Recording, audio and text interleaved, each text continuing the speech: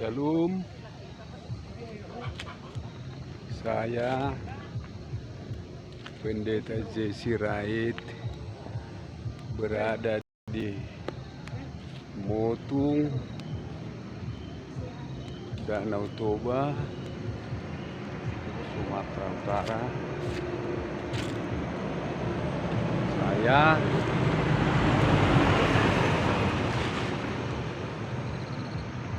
berada di jalan lintas menuju Motung.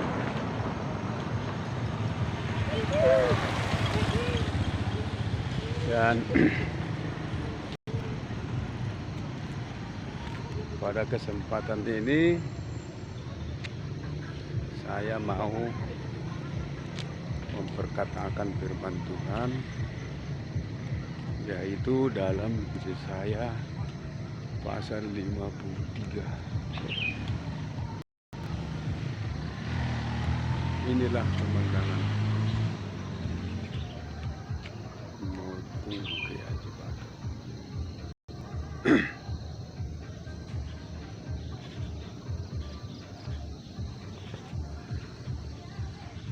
Yesaya pasal 53 ayat 1 sampai 12.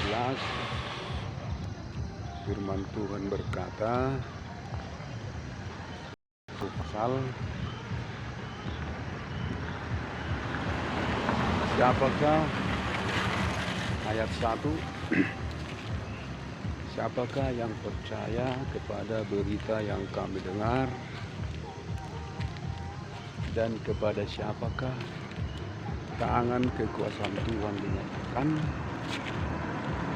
Sebagai taruk ia tumbuh di hadapan Tuhan, dan sebagai tunas dari tanah kering. Ia tidak tampan dan semaraknya pun tidak ada, sehingga kita memandang dia. Dan rupa pun tidak, sehingga kita menginginkannya. Ayat 3, ia dihina dan dihindari orang, seorang yang penuh kesengsaraan dan yang biasa menderita kesakitan.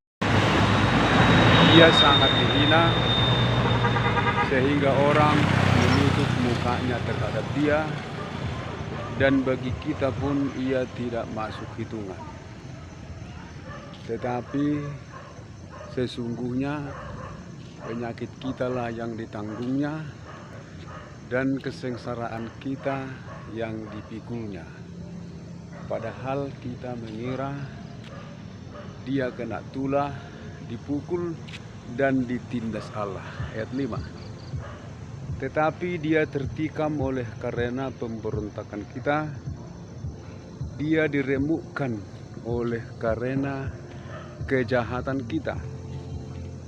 Ganjaran yang mendatangkan keselamatan bagi kita ditimpakan kepadanya, dan oleh bilur-bilurnya kita menjadi sembuh. Ayat 6. Kita sekalian sesat seperti domba, masing-masing kita mengambil jalannya sendiri, tetapi Tuhan telah menimpakan kepadanya kejahatan kita sekalian. Ayat 7. Dia dianiaya, tetapi dia membiarkan diri ditindas dan tidak membuka mulutnya, seperti anak domba yang dibawa ke pembantaian, seperti induk domba yang keluh di depan orang-orang yang menggunting bulunya, ia tidak membuka mulutnya. Ayat 8. Sesudah penahanan dan penghukuman ia terambil, dan tentang nasibnya siapakah yang memikirkannya? Sungguh ia terputus dari negeri orang-orang hidup, dan karena pemberontakan umatku ia kena tulah.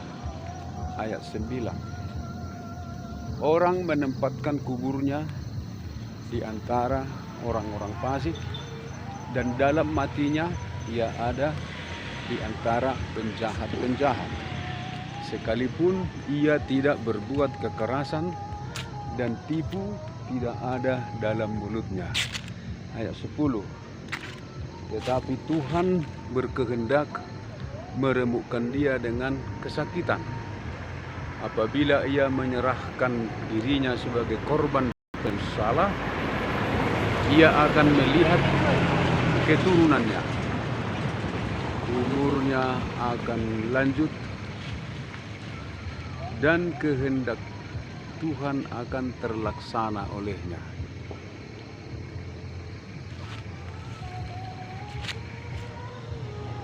Ayat 11. Sesudah kesusahan jiwanya, ia akan melihat terang dan menjadi puas. Dan hambaku itu, seorang yang benar, akan membenarkan banyak orang oleh hikmatnya, dan kejahatan mereka dia pikul. Ayat 12. Sebab itu aku akan membagikan kepadanya orang-orang besar sebagai rampasan, dan ia akan memperoleh orang-orang kuat sebagai jarahan, yaitu sebagai ganti karena ia telah menyerahkan nyawanya ke dalam maut, dan karena ia terhitung di antara pemberontak.